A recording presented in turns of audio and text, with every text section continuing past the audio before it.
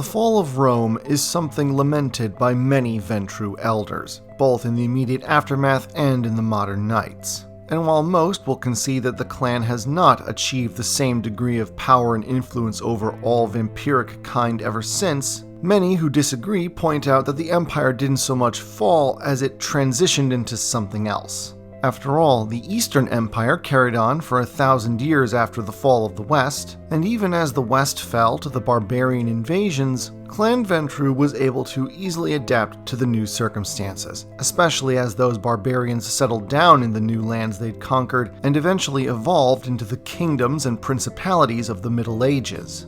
For the Ventrue, it wasn't that much different than puppeteering imperial governors. It was just that the nature of the pawn had changed, but the kyne remained pawns all the same. Camilla, the architect of Ventrue greatness under the Romans, fell into torpor in the mid-1st century. Because he seemingly disappeared during the Great Fire of 64, it was believed that he had tasted final death. Instead, he reawakened in 1229 when an earthquake killed the then Prince of Rome, allowing him to retake his old seat. Disgusted with this newfangled Christianity thing, he formed his court around a dark, twisted mirror image of the papal court, which is quite impressive if you know anything about the history of the papacy, and eventually fell back into torpor only to reawaken in the modern Knights. Meanwhile, Lysander, his faithful right hand, quietly moved to Constantinople and seems to have not gotten involved in any way in the vampiric politics of that city. He effectively disappeared in the aftermath of the 1204 sacking of Constantinople during the Fourth Crusade and has not been seen or heard from since, although purported sightings and rumors of his activities have persisted into the modern Knights. As Europe transitioned into the Dark Ages, Clan Ventrue began to split into two directions. Those who clung to the waning power and glory of the Roman Empire moved east to Constantinople. Those who remained in the West out of stubbornness or opportunism sought control over the nobility and emerging kings of the new European polities, while others sought to infiltrate that last remaining remnant of Rome in the West, the Catholic Church. Like a lot of vampires in Europe, many Ventrue retained their Christian faith even after the embrace, while a small minority in the Middle East embraced Islam. However, those lands were dominated by the Banu Hakim, and so the tiny Muslim Ventrue minority, the El Hijazi, remained small and for the most part inconsequential. But while many were happy to embrace priests, courtiers, guild masters, and merchant princes, the twin warrior legacies of Sparta and Rome weighed heavy on the minds of most, and so many Ventrue made their names in the Dark Ages as knights and warlords.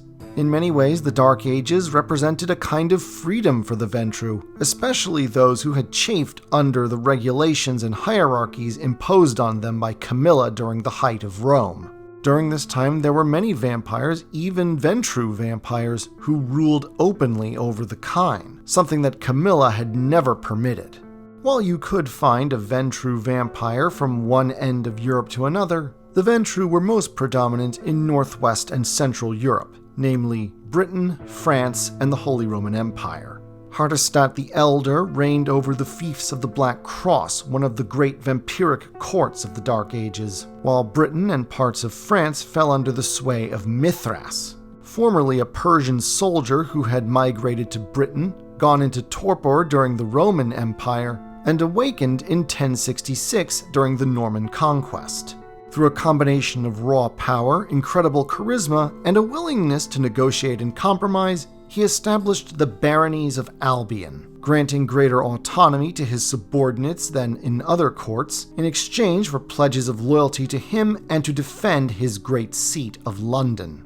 But that's not to say that the Ventrue held no sway in the East. They had some influence in Hungary. At least one Ventrue, Lucius Trebius Rufus, was the Prince of Jerusalem in the 13th century, and another, called Antonius, was the Prince of Cairo. And then, of course, there was that other far more famous Antonius, a Ventrue Methuselah of remarkable power and one of the three co-founders of the Dream in Constantinople. He's mostly known for 1. Embracing the famous Byzantine general Flavius Belisarius into undeath, instigating the iconoclast movement in the 8th century, and being such a hard-ass on maintaining the Masquerade that eventually his co-founders, the Draken and Michael, decided that he needed to die. Although given that Draken soon left Constantinople in despair and Michael descended into madness afterwards, that might have been a bad move.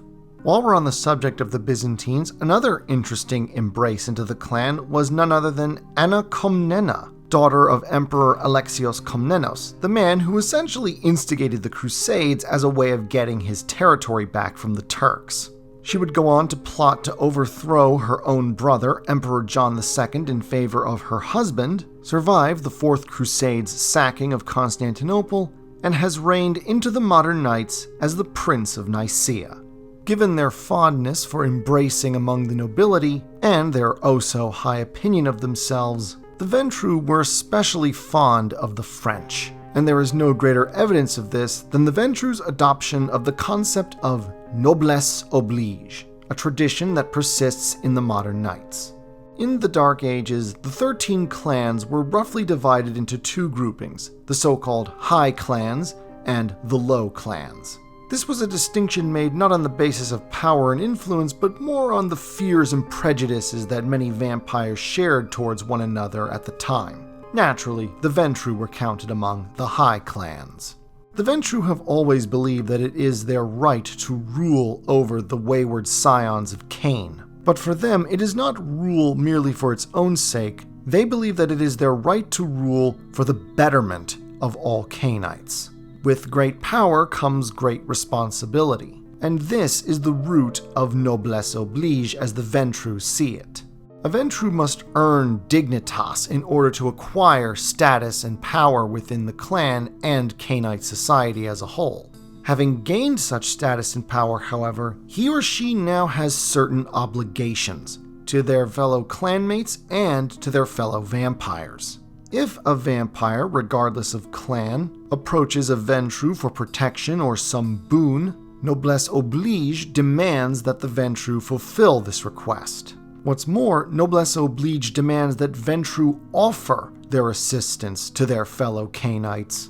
Any vampire that spurns such an offer from a Ventrue may find that previously generous door closed against them should they change their mind. The Ventrue do not forgive, and obligation is a two-way street. The Ventrue believe that it is their duty to rule well. In return, they believe it is the duty of the other clans to acknowledge their authority and give them proper respect. Like all clans during the medieval period, the Ventrue were embroiled in the jihad, the never-ending struggle for power among vampires. They contended against the Bruja in Spain, the La Sombra in Italy, and the Tzimitzi in the east. They also contended with one another, most infamously during the Crusades, which pitted Catholic Ventrue against their Orthodox and Muslim clanmates. Just as the clan had forgotten the organization and regulation imposed by Camilla, so too had they forgotten the idea of clan unity and the organizational benefits that came with it. And then came the double whammy of the Shadow Inquisition and the Anarch Revolt. After Hardestat the Elder was somehow diablerized by the Bruja neonate Tyler, it would be his childer, Hardestat the Younger, that would remind the clan that they were stronger together. While he is mostly famous as one of the co-founders of the Camarilla and de facto leader of Clan Ventrue during the early days of the sect, Hardestat is also noteworthy for reimposing the system that Camilla had created during the Roman Empire. Once again, Clan Ventrue was persuaded to unite and organize, re-establishing the hierarchy that they have maintained ever since, well into the modern Knights. Given that there are many similarities between the organization of Clan Ventrue and the Camarilla, Hardestat's influence on the creation of the sect is unmistakable, and one of several reasons why the Camarilla, though comprised of multiple clans, has often been seen by many, especially the Bruja, as a Ventrue project. Yet another reason why the Bruja don't particularly like the Ventrue. After the Anarch Revolt concluded with the Convention of Thorns in 1493, The vast majority of those Ventrue that had sided with the Anarchs resubordinated themselves to the clan elders and the Camarilla leadership. But a small minority remained with the Sabbat, becoming the Ventrue Antitribu, rejecting the authority of the elders and seeking their overthrow. The ideological divide between the two branches of the clan became a cultural one as Europe transitioned into the Renaissance and the Age of Discovery. Seeing the success of such clan members as Robert Cross and Juan Miguel Ramirez, many Ventrue elders began seeing new avenues to power in the emerging mercantile and business interests that arose during the Renaissance and the Reformation. Whether it was in the development of banking among the Italian city-states, the unheard-of riches of the Spanish colonial empire, or the wealth accrued by the savvy businessmen of the Netherlands. And so, as the 16th, 17th, and 18th centuries rolled by, those Ventrue aligned with the Camarilla more and more began to seek embraces and establish connections not to the knights and warrior aristocrats of old, but rather among these new men of wealth, from merchant cabals to banking families, and even the first modern business magnates as the Industrial Revolution began to kick in. They also managed to worm their ways into the first multinational corporations like the Dutch and British East India companies.